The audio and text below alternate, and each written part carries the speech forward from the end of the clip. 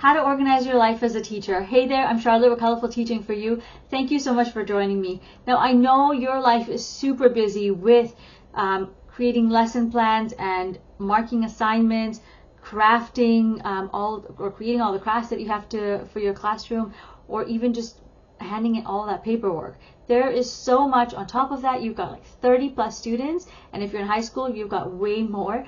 So I understand that you've got a lot on your plate and you've got a lot to juggle. So this is why this topic is so important, because it's not only are your students going to get more out of your classroom and you, but you'll also have time to have a life beyond the classroom.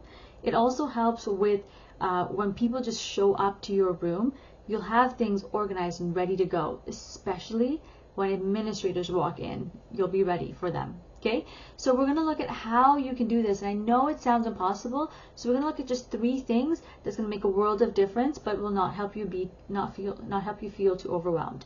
Okay, so the first one is your binders and your folders. We're going to look at three that you should have.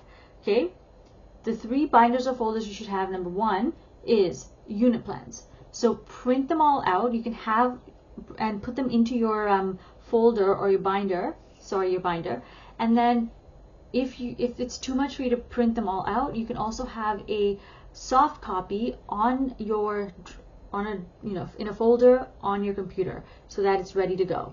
The next is your day plans. Make sure for this you can have a soft copy on your computer, but you should have a hard copy in your binder that's placed open to the right date on your table. Okay, this is very important, not just for you to look over in case you need to remember what you're doing, but really for administrators when they walk in, they can go right to your binder, they can take a look at what you're covering, and in case they have any questions or anybody has questions for them, they already have an answer because they see it on your paper.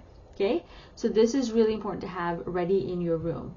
The next thing you want to have ready is your substitute binder, and the way I do it is I only have generic material there, and the reason for that is if a substitute teacher can't read or is unable to understand, let's go with that, what I've written on my day plan, then they can go right to the substitute binder and work on generic activities. For example, it could be an art activity that you do, or if you're a primary teacher, maybe phonics activities that you do, but something that they can just pick up and go with.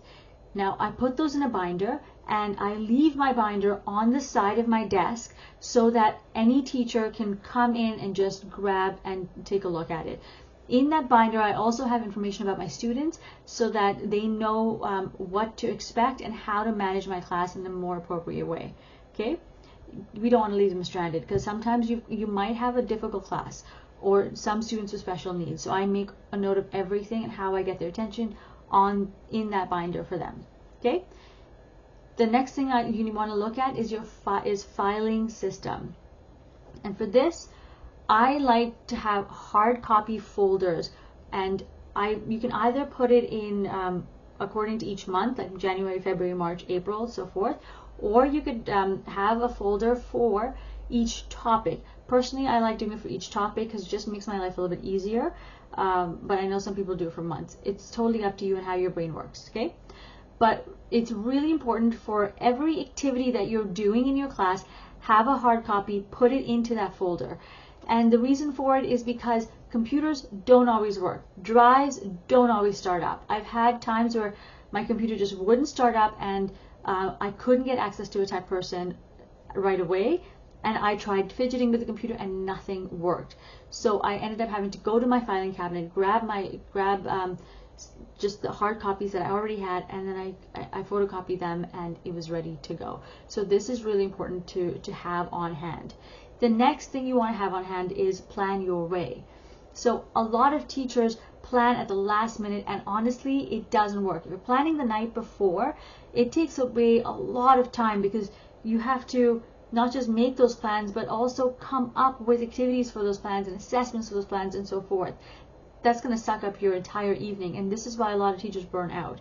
So in order to help you with that, I've got 2 different things. One is a goal setting resource for teachers, and the other one is a free masterclass that you can come to and I've got a planner and everything ready for you with that. It actually goes through how we can look at all of our prep and all of our extra time within class time and work on specific tasks to help move the needle forward, so that we're planning just a little bit in advance. You don't need to plan like forever and ever in advance, but if you plan a little bit in advance, it's going to help when you have an emergency or you're feeling sick and you do not have the time to plan for, the next day because maybe you're vomiting in the bathroom. Do you really want to be sitting at your desk trying to come up with a lesson plan then, or a day plan then? So it helps you come up with something that you can work on just a little bit in advance without causing burnout. So if you want access to these resources, please check out the link associated with this video, where it's called Full Episode, and go to number 3 and you'll get those links. Just underneath that, I also talk about, if this is all too much and you're feeling overwhelmed, join us in the High Achievers Club by emailing me at colorfulteach@gmail.com. Colorful has a U in it.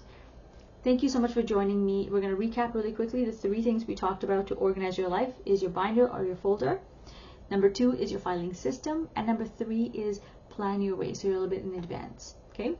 If you have any questions, please feel free to send me a message. In the meantime, remember to create, experience, and teach from the heart. Thank you so much for joining me, and I will see you later. Take care. Bye.